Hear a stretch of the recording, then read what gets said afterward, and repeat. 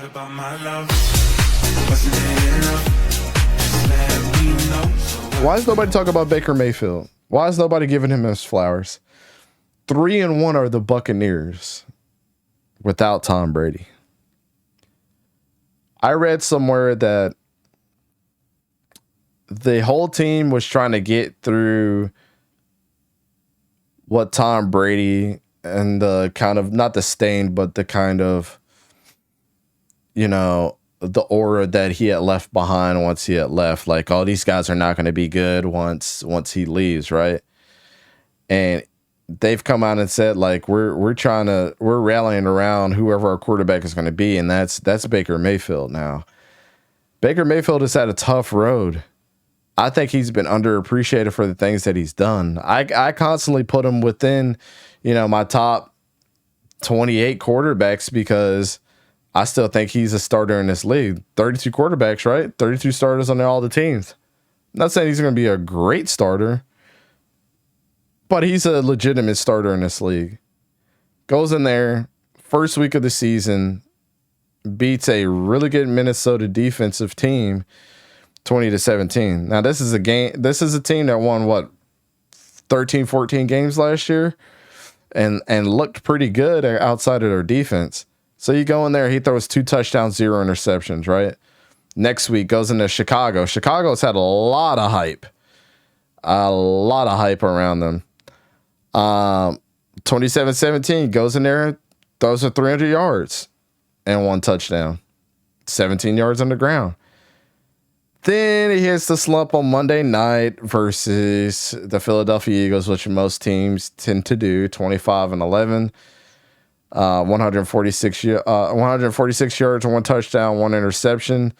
And he needed that slump of a game because this week he came in and played New Orleans 26-9, 246 yards, 3 touchdown, and 1 interception. The offensive line has been keeping him pretty clean. He's only got 4 sacks up to this point. He also had 8 carries for 31 yards against the Saints today. Why are we not talking about Baker Mayfield more? 882 yards on the season, 7 total touchdowns. In all accounts, he's been one of the better quarterbacks this year. And it's not like the competition hasn't been there. Outside of Chicago, outside of Philadelphia, because we know how good Philadelphia is, Minnesota and New Orleans, defensively, Minnesota's been getting better and better and better. But New Orleans seemed like there was going to be a team that you couldn't sleep on. And he did it without Mike Evans for half the game. Mike Evans ended up getting hurt in this game, who has been a pretty good receiver for him. Chris Godwin ended up being the leading receiver in this game as well. And he actually found rookie Trey Palmer on a catch as well for a touchdown. So, and I also think he threw a touchdown pass to Cade Otton today, the tight end. So it's a lot to like about Baker Mayfield. And I think people just forget where all the grittiness of Baker Mayfield came from. I mean, back to college where he planted the flag in the middle of Ohio State when they beat him and pissed Nick Bosa off. I think it's a little bit of that mentality coming back for Baker Mayfield. And I don't want to put the wheel before the car or anything like that, but as far as everything that we're seeing out of this guy, he's totally breaking the mold. I'll be honest. I was one of those guys that wanted to see Kyle Trask start.